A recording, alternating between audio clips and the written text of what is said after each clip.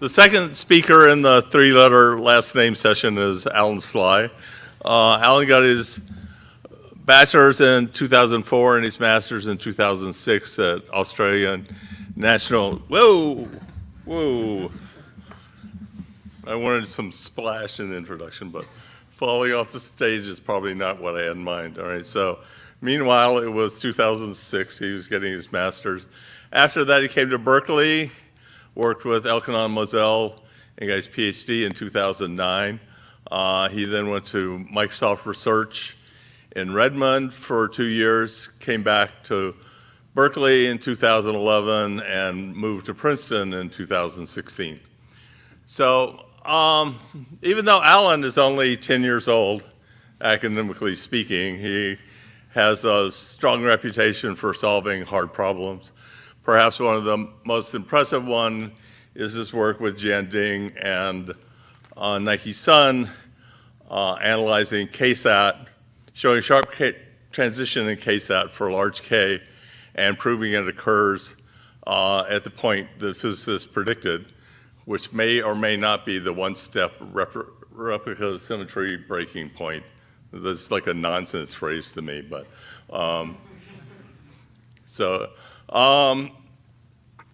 this impressive work was cited by the MacArthur Foundation when they gave him an award in 2018. Allan's solved a lot of hard problems, and if I told you about all of them, he would have like 10 minutes to give his talk, so that's not such a good idea. So if you want to see what his top 5 is, go to the front door of his webpage. One of my favorites is work he did recently with 3 people showing that if you have the contact process on the Galton-Watson tree with a degree distribution that has an exponential tail, then, which means that the moment generating function is finite at some positive point, then the process dies out for small lambda. All right, so it's a problem that I've been working on and off for 10 years, so thank you for allowing me to concentrate on something else. The problem actually goes back to Robin Pimail's original paper in 1992. So this is not quite the title I was expecting, but today he's going to talk about TASEP. You heard a lot about that the first day from Jeremy Quastel, but now you have one slow bond, all right? And if you've ever driven on the freeway after there's been a crash, then you know what this does to the system, you know? Before you get to the point of the crash, everything's all screwed up, and he's going to explain to us what screwed up means, and then after that, you keep moving forward, you know? So that's all the jokes I've prepared, so let's give a warm welcome to Allan Sly, the 2019 Loeb Prize winner, you know? So.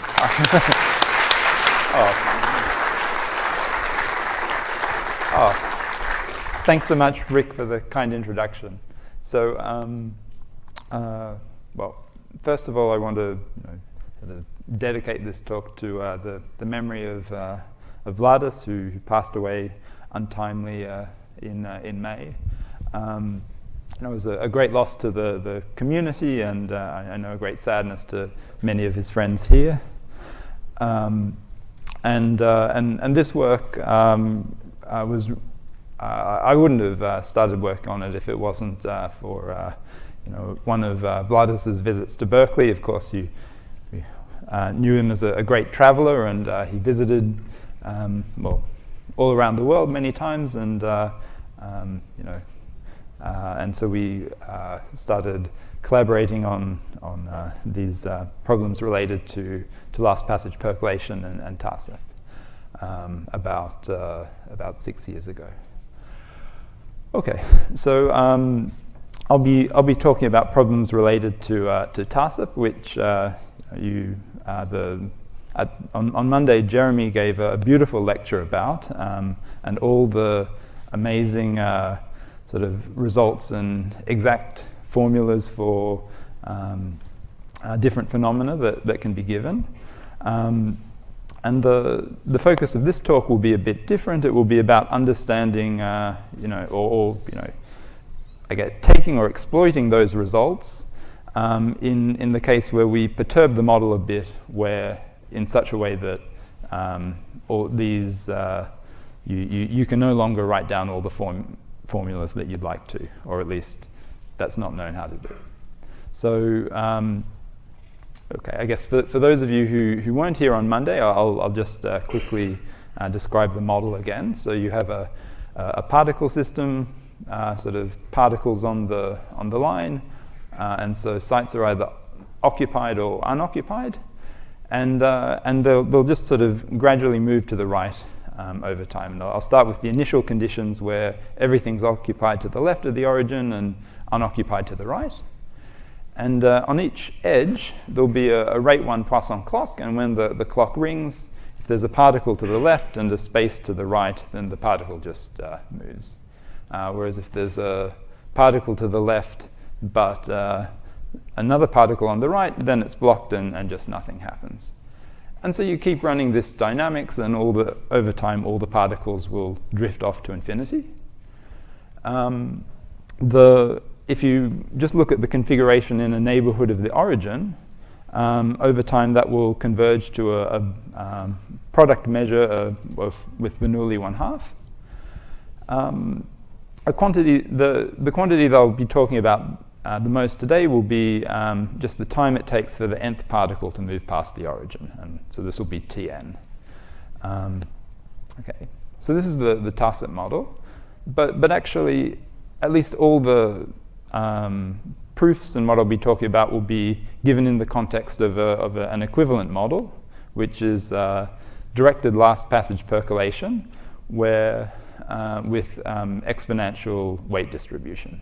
So the model is you have an IID field of exponential rate 1 variables, and in last passage percolation, you're interested in the sort of maximum path between two variables. So the passage time from A to B along some path is you just add up the value of the field along the path, and then take the maximum over all such paths. So if we write Sn as the passage time from 1,1 to Nn, so you take all possible paths from 1,1 to Nn and take the one that has the maximal sum. And there's a mapping between this and tacit such that actually Sn is equal in distribution to Tn. And moreover, there's a coupling between the two, so that they're equal, and the coupling is such that the interpretation of xij is the time for the ith particle to make its jth jump, once it's already made its j minus first jump and the space in front of it's clear. And because that time is waiting for a Poisson clock to ring, it will be an exponential random variable. Okay, and with that coupling, Tn and Sn will be identical. Okay. So I'll just say some basic results, some of which you will have heard in Jeremy's talk, but in this last passage percolation setting, there's a superadditivity property, just that the passage time from 1,1 to MM and then MM to NN is less than or equal to just the passage time from 1,1 to NN, just because you're constraining the path more, and so therefore there's a superadditivity, and so you can apply the superadditive ergodic theorem, and that will say that Tn over n has to converge almost surely to a constant, and the constant's 4, and one way you can see that is that we said in tacit the distribution around the origin converges to a product measure with Bernoulli 1/2, and so so at what rate do particles cross, say, the edge at the origin? Well, if the clock rings, a particle crosses the edge if there's a particle on the left of the edge and a space on the right, and that happens with probability 1/4. So the rate at which particles are crossing an edge is 1/4, so that So the time it takes for n particles to cross the edge is about 4n. So that's sort of the law of large numbers rate. You can ask about what are the fluctuations, and Johansson showed that if you subtract 4n, divide by n to the 1/3, so it's quite concentrated, then it converges to the famous Tracy-Widom distribution from random matrix theory. Okay, so so another result which will be quite important in the context of the talk, the transversal fluctuation. So you take the optimal path, the one that achieves the passage time, and look at how far it strays from the diagonal. And Johansson showed that it's about n to the 2/3. In his proof, there was a little o, plus a little o of 1 in the exponent, but actually you don't need that. It's really of order n to the 2/3. Okay, and of course there are many more results, including sort of Jeremy's beautiful result about the KPZ fixed point. So all of this is in the world of things that are sort of exactly solvable, doing sort of these remarkable calculations. I'm not very good at calculating anything, so we're going to sort of break the model in such a way that you can't calculate things exactly anymore, and then see what we can do after that. So we'll introduce a sort of local defect, a car crash, as Rick put it. And this will just be to say that suppose we have rate 1 Poisson clocks on each of the edges, but suppose the edge at the origin, rather than having a rate 1 clock, it's rate 1 minus epsilon. So particles are a bit slower to jump across that bond.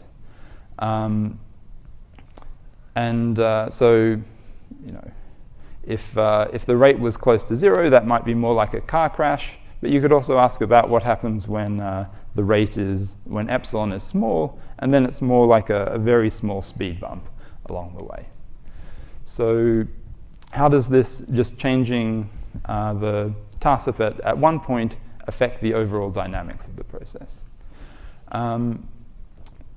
So equivalently in the setting of last passage percolation, this is changing the waiting time for the ith particle to make its ith jump. So we're changing the distribution along the diagonal. And so rather than being a rate 1 exponential, it will be a rate 1 minus epsilon exponential, so slightly bigger. And it's going to be convenient for us to sort of couple the two models. And there's a nice way of doing this, because you can write a rate 1 minus epsilon exponential as a rate 1 exponential plus another independent random variable.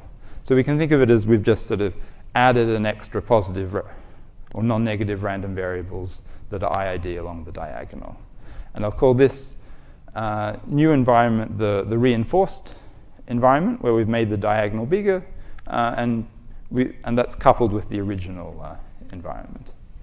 Okay. And so we want to know, how does this change things? And in particular, how does it change the law of large numbers rate? In this new setting, you still have superadditivity. So it's still the case that, okay, well, I'll write t and epsilon for the passage time from 0, 0 to nn in this reinforced model. So it's still superadditive. So t and epsilon over n will still converge to a constant. And you can ask, is it the same constant? Is it 4? Or is it something strictly bigger? I mean, we've made the field bigger, so it can't get smaller, but is it greater than 4 or equal to 4?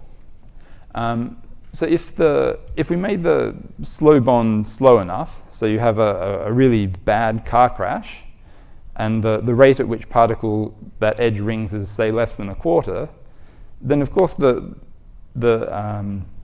total rate at which particles are moving in the system can't be more than the rate of any edge. So for a slow enough bond, it definitely has to slow down the whole system. But what about when you have a small value of epsilon? And so different groups of physicists studied this problem and came to contradictory conclusions. So it was originally introduced by Janowski and Leibowitz in 92, and using a range of sort of heuristics, they predicted that the critical value was 0. That meaning that for any amount you slow down the edge, it slows down the whole macroscopic rate of the system. On the other hand, a bit later on, another group led by Denige did a numerical study of the problem, and using finite size scaling methods made a different prediction that the critical value was 0.20. And so I stole a couple of plots from their paper. Here, R is the rate of the slow bond, so 1 minus epsilon, and delta is some transform of the law of large numbers rate. So you can think of it as how much the system is slowed down. And so when R is greater than 1, which means like you have a fast bond, there's no slowdown at all, as you'd expect. And when R is, say, less than about 0.7, it's kind of clear that the system is slowed down. But maybe not so clear what's happening closer to 1. So one approach they took was to say that, well, they expect the amount of slowdown to have some sort of power law behavior in a neighborhood of the critical rate. And so if you do that, you could take different candidate values for the critical value RC, and then take some log-log plot and look at which one gives you a sort of linear relationship between the two variables then. And so the bold line corresponds to a critical value of 0.8, and that's sort of the most linear looking one. By contrast, if you look at their biggest one they plotted, RC 0.9, I don't know if you can, how easy it is to see on the screen, but it's a bit concave looking. Now, if you had a concave curve there, that would sort of suggest that the slowdown is decaying to 0 at a faster than polynomial rate. So that's something to keep in mind for later. Okay. So all of, okay, both of these studies were sort of non-rigorous. There were various rigorous bounds. Janowski and Leibowitz gave an upper bound on the critical value. Sevalainen gave upper and lower bounds on the law of large numbers rates. There are various works on sort of related models. One I want to emphasize, because it's maybe the closest result, is by Bike and Rains in 2001 on a problem of longest increasing subsequence involutions with fixed points, which is easier to describe in pictures because it's equivalent to transforming the problem into a sort of Poissonian last passage percolation. You have a rate 1 Poisson process in the square, but it's not. It's a bit non-standard because rather than just everything being independent in the whole square, you ask that the process above the diagonal is sort of symmetric with the process below the diagonal. So it has a sort of mirror symmetry between the two. So that's the basic model. And then then the reinforcement is that along the diagonal, you add a rate lambda Poisson process. And now you want to find the path that's oriented, so only goes up or to the right, that goes through the most points, and understand its behavior. Okay, and it turned out this was something that was exactly solvable. You can write down formulas for lots of quantities, even when you have this reinforcement on the diagonal. So they were able to explicitly calculate the critical value, And in this case, the critical value was 1.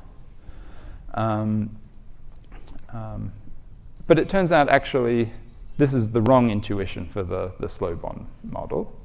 And the reason is because you have symmetry of the points between above the diagonal and below the diagonal, you can always choose an optimal path that never goes to the bottom half, below the diagonal. And so it would be equivalent just to assume that there were no points there and just erasing all of them. But then if you think about the process that only has points above the diagonal, then the optimal path will not want to sort of travel close to the diagonal because it's sort of a desolate area where, because just across the border, there's no points there. So in order to kind of coax the optimal path close to the diagonal, you need a sufficiently large rate of points on the diagonal, and in this case, 1 is the right rate. By contrast, in the slow bond model, for any value of epsilon greater than 0, the law of large numbers rate is strictly bigger than 4. And so the critical value is indeed 0. So Janowski and Leibowitz were correct, and the numerical approach gave misleading results. We can say some more things. Rather than having n to the 1/3 and Tracy-Widom fluctuations, the fluctuations are Gaussian and order square root n, so there's just a central limit theorem. The transversal fluctuations, rather than being order n to the 2/3, are like at a typical point along the path, the distance from the diagonal will be just order 1, and then the maximum will be roughly logarithmic. So the optimal path really becomes pinned to the diagonal rather than fluctuating more widely. You can also ask about what happens, what the stationary distribution looks like, and this was so a question Liggett posed in his Interacting Particle Systems book. So there is a stationary distribution. It's not a product measure. That's easy to check. But as you look at the stationary distribution of TASIP, as you move away from the diagonal, as you move away from the origin, it looks more and more like a product measure. And the question Liggett was interested in was, is that the case with different densities on the negative real line and the positive real line? And indeed, that's the case. You get a product. It's the stationary distribution looks like a product measure away from the origin, but with a density greater than 1/2 on the left of the origin and less than 1/2 on the right. So this is essentially the traffic jam. You have some slow point. The traffic builds up behind that. Once you get past the accident, then there's a lower density of cars after that. So that's what you see in the TASIP setting. Okay, and so I mean, this isn't the main focus of today's talk, but I wanted to tell you a little bit about how to prove this, because it will be useful for the discussion later on. Okay, so if we want to show that the law of large numbers rate is bigger than 4, that suggests that you need to show that this reinforcement increases the sum along the optimal path by a linear amount. But to prove that, you don't need to show that. It's enough by superadditivity to just show that this expected value is strictly bigger than 4n for some value of n.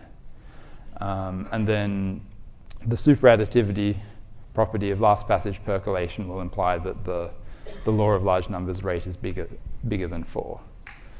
And now, in the unreinforced environment, the expected passage time is 4n minus a constant times n to the 1/3. It's minus because the mean of the Tracy-Widom distribution is negative.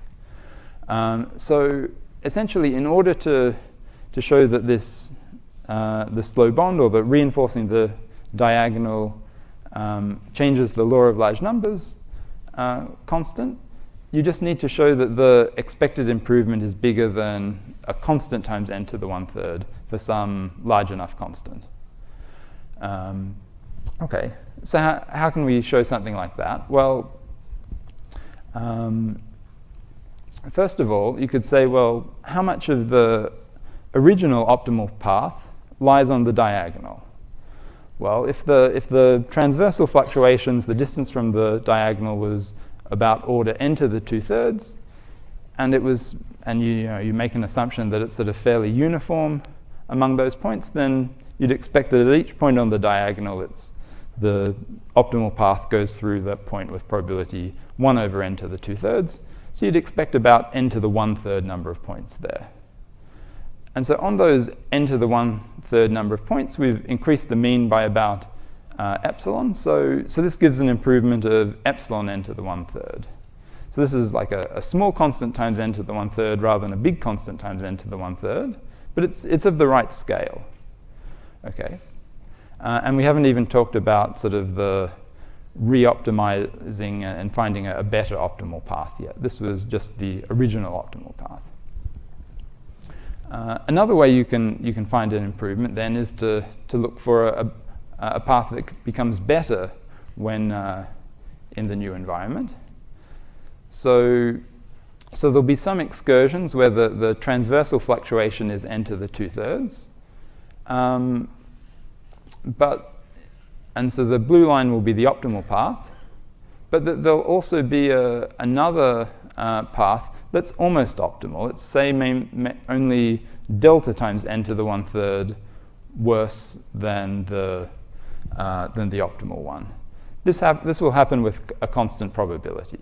You can show. And so after you do the reinforcement, if this alternative path is spending enough time close to the diagonal, it will then give you an improvement of epsilon n to the 1/3. And so this happens with a constant probability and gives you another improvement on the right scale. And so what this sort of says is we've, on the one hand, by doing nothing, you can get or making changes just on the smallest possible scales, you can get an improvement of epsilon n to the 1/3. By making macroscopic changes to the path, you can get an improvement of epsilon n to the 1/3. What about all the different scales in between? So by looking at sort of perturbations of the path for excursions of intermediate lengths, you can accumulate more improvements, and summing over all those possible improvements, essentially on every scale you can pick up an improvement of order epsilon n to the 1/3. And so if you have enough scales, you'll get an improvement that's a big constant times n to the 1/3, and then by superadditivity, the slow bond, you'll prove the slow bond result. Now, I should say there's you have to do various things in order. In order to prove that there are some difficulties, one is just you sort of need to know how many, or you might want to know how many excursions of different sizes you have away from the diagonal. If this were a Brownian bridge, we could write down in great detail the distribution of how many excursions you have of different sizes. We don't really have that information at this point for these geodesics in last passage percolation. So instead we had a trick where we showed that it was equivalent to prove rather than reinforcing on the diagonal, we reinforced on a random translate of the diagonal. And then in doing so, you could reduce the problem to, rather than understanding the path in terms of excursions away from the diagonal, it was enough to sort of pick a point on the path look at what the path does in a neighborhood of that point on some scale, and also what the field around the point looks like on some scale. And that turns out to be an easier task to deal with. Okay, so what does this say about why the numerical simulations gave the wrong sort of intuition? So I sort of said we accumulate some improvement on each geometric length scale. But if epsilon is small, that means you need quite a few scales. And so you need a pretty big value of n to show that this is greater than 4n. And so Leibowitz had a prediction that the actual slowdown that you'd see would be just like e to the minus a constant over epsilon. And of course, when epsilon is pretty small, like even if epsilon is 0.1, e to the minus 1 over 0.1 is a pretty small number, whereas the simulations were only in the, I think it was maybe 4,000 points. So you can imagine why you would miss this sort of effect. So we wanted to see if we could show something like this.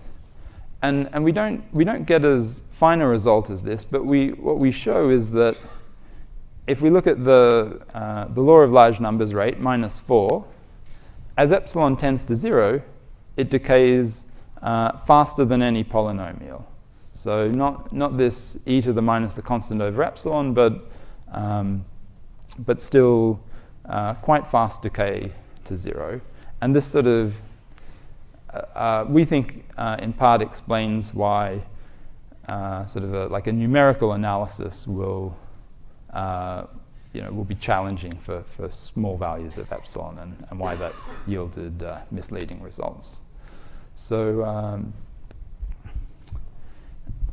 so now I want to sort of explain a bit how you can establish such a result. One of the important things will be sort of understanding a bit about the way in which the paths coalesce together.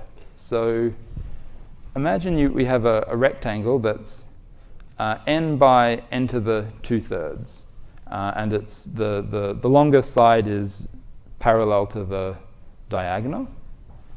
The n to the 2/3 scaling is because that's the sort of transversal fluctuations. And now for each point on the left and each point on the right, we draw in the path from the left side to the right side. So that's n to the 2/3 squared number of paths. So around the left-hand side, there's paths coming out of every point here, so it will be a big mess. There'll be lots and lots of paths all kind of intersecting and coalescing together. But as you get away, and the same thing on the right, but as you get away from the boundary, they'll sort of merge together into a smaller number of paths. And so it doesn't show up very well, but I plotted sort of lines here that indicate the middle third of the box.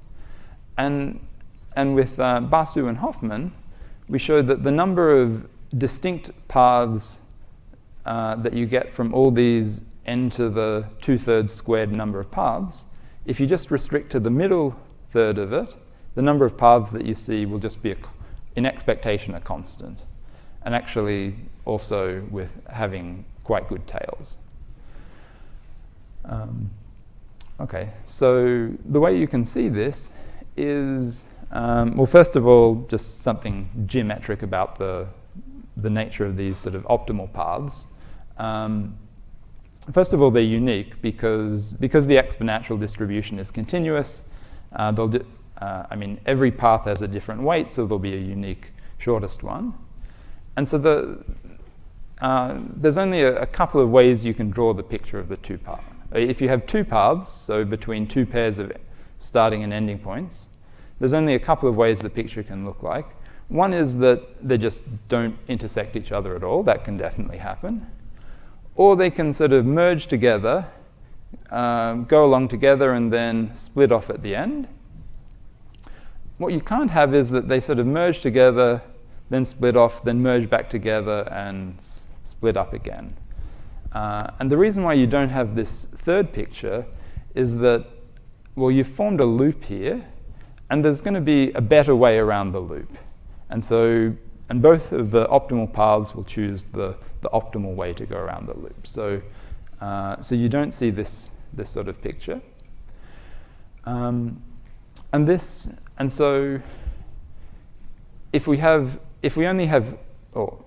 k distinct paths in the middle third here, then we can find at least some band of or segment of length, maybe n over 6, such that we have a lot of paths that were all segments of these optimal paths, such that they're all disjoint.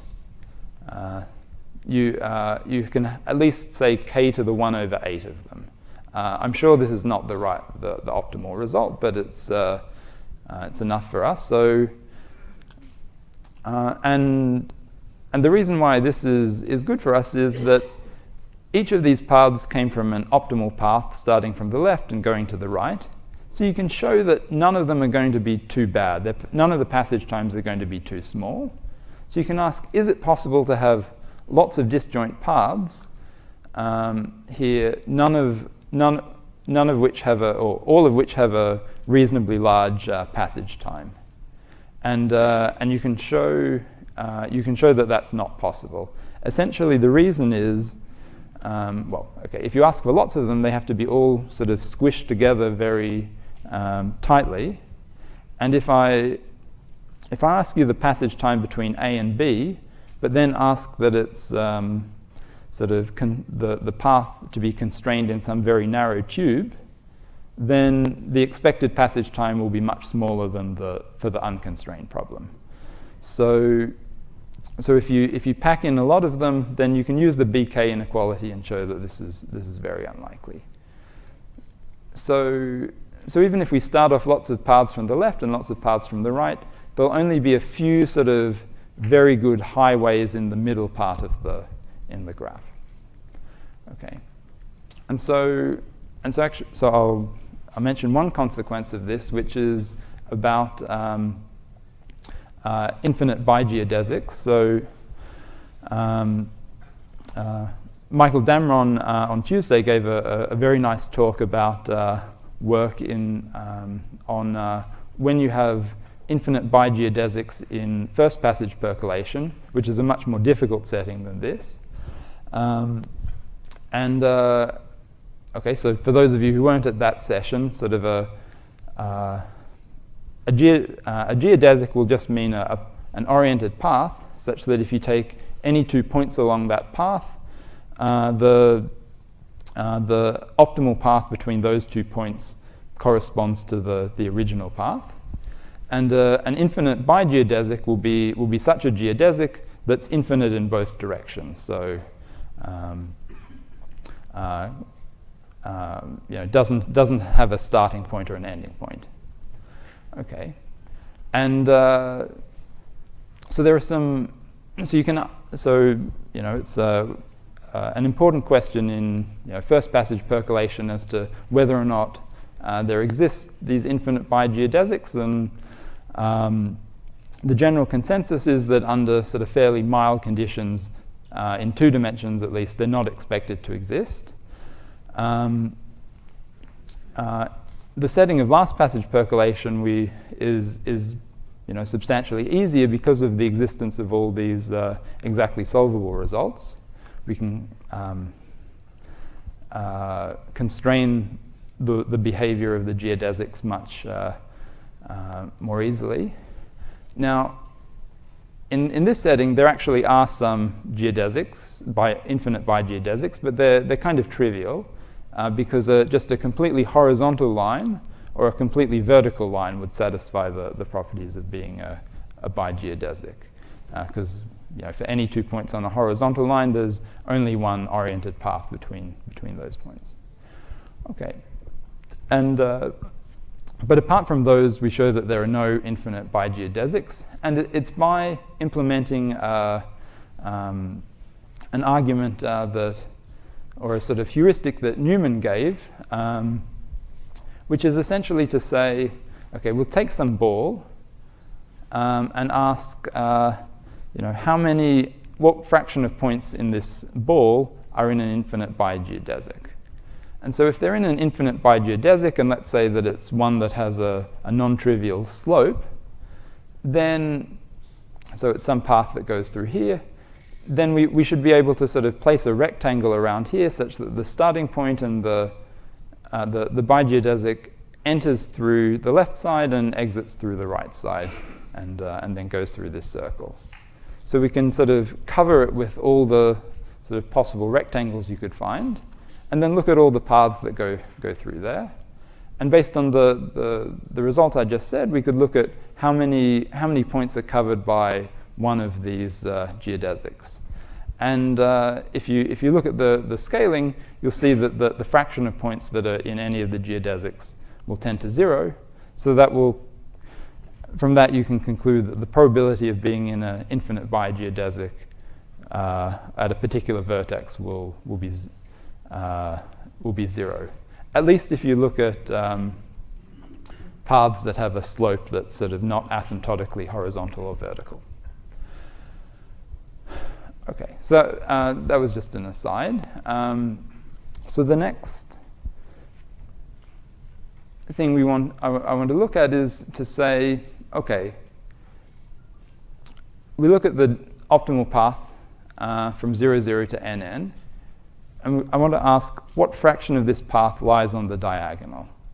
So heuristically, we thought maybe it should be about n to the 1/3, and I want to get that as an actual upper bound. So here's one way of doing that based on this result we just had. Rather than looking at its intersection with the diagonal with just the path from 0, 0 to nn, we could look at its intersection with, we could draw in all the paths in this rectangle and look at the intersection of the diagonal with all of them. Okay. And now, suppose we take this box, or take the field, and translate it in the direction perpendicular to the diagonal. Okay, so of course the IID field is invariant under such translation. So in distribution, we're not changing anything. But for a fixed realization, we're essentially shifting these paths along. And so at least if we looked at the middle third, for any point in one of these paths that go through the middle third, so you just take one point along one of these paths, there's exactly one translate that will move it onto the diagonal. And so if we average over the n to the 2/3 possible translations, the total length of all these paths in the middle third is order n. The number of translations is is n to the 2/3. So the expected number of points lying on the diagonal will be order n to the 1/3. So this is just for the middle third, but you can play sort of similar games for between n to the 1/6 and n to the 1/3 and on other scales, and overall get that the expected intersection is order n to the 1/3. Okay, and if you do a sort of slightly more sophisticated version of this argument, you can also get concentration on the same scale as well. So if you look at the intersection divided by n to the 1/3, that has at least stretched exponential tails. Okay. Okay. So why are we? Okay. So and the point of this result will be to say, optimal paths are not going to be close to the diagonal really that much. Okay. So now, what's left is I just want to tell you the induction that we do to complete the main result. So we want to look at a range of length scales. N0 will be just 1 over epsilon, and Nj will be 1 over epsilon times 1 over epsilon to the j over 100, so they're sort of increasing geometrically. And then we'll look at a rectangle of length nj by nj to the 2/3 times some log factors. And our inductive hypothesis will be about saying, okay, you take one point on the left of the rectangle, another point on the right, and compare the passage time in the unreinforced environment with the reinforced environment. And we want to say that this is about nj to the 1/3 times epsilon to the 1/3. Actually, we could really just say epsilon time epsilon nj to the 1/3. This is just to give a bit more slack in the bounds. And then we'll have also some log factors in addition to that as well. Okay. And then we want to show sort of with some good probability that the improvement that you get from reinforcing the diagonal for any pair of starting point on the left and the right isn't much more than this factor. So we, again, have some sort of stretched exponential decay for that. Okay, so I want to do this by induction, but we can't hope to do this by induction for all j, because if we did it for big enough values of j, this would contradict the result that we had that for any epsilon, the law of large numbers rate is not 4. It would say that the difference between these two quantities from 0, 0 to nn was only growing like n to the 1/3, which for large enough n, it must grow linearly. So this induction can only hold for a certain number of rounds. So we want to say that it will hold up to for j epsilon rounds, where j epsilon tends to infinity as epsilon goes to 0. Okay, so and so the way it will work is we want to sort of look at all the paths that are kind of almost optimal, and then yj will be sort of the biggest improvement you could hope to get. So we're going from, so assume that we've proved the bounds on scale j. On scale j plus 1, what's the biggest improvement you could hope to get? Well, we could split the diagonal up into segments of length nj, so there'll be nj plus 1 over nj segments of those. And on each of those segments, the biggest improvement you could hope to get will be essentially something of this order by induction. And this will be much smaller than this quantity yj that we've just defined. Okay, so I claim that we can really restrict our attention to paths that are within yj of the optimal path between their two endpoints. Any other path is not going to improve enough to be viable for consideration. So now all we really need is an understanding of what almost optimal paths look like. If we let wj be the number of almost optimal paths that intersect, or no, the number of segments that are, if we let w gamma be the number of segments that the path gamma intersects, what we want to show is that for any almost optimal path, it only intersects sort of the the cube root of the number of segments, maybe times some extra log factors. So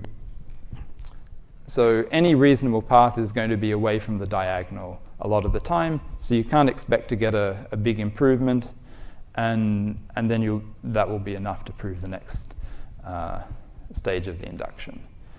And the way we do that is essentially just another like a version of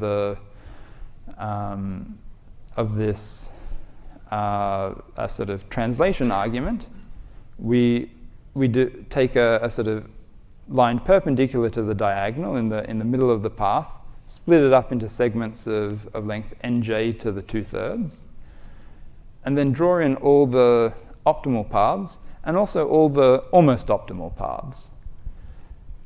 And what we show is that the number of segments along here that get intersected is, it should just be a constant. We get something more like a power of log, but that's still enough for the induction. And so if you apply the same sort of translation argument, it will say that any almost optimal path is going to just hit only a cube root fraction of the total number of segments along here, and then you can carry out the induction from there. Thanks for listening.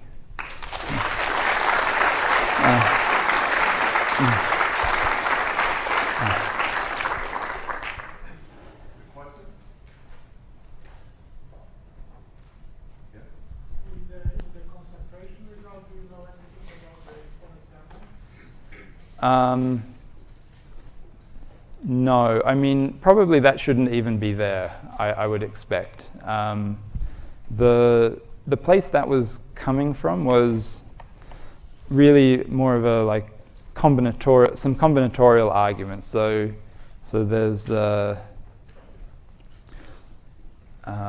there's this result that says, okay, if you have a permutation of length n, you can always find either an increasing subsequence of length square root n or a decreasing subsequence of square root n. And we sort of apply that a couple of times and sort of lose a power in the exponent each time we apply that. I don't think that should really be necessary, but that was just the best way we could think of to write the proof.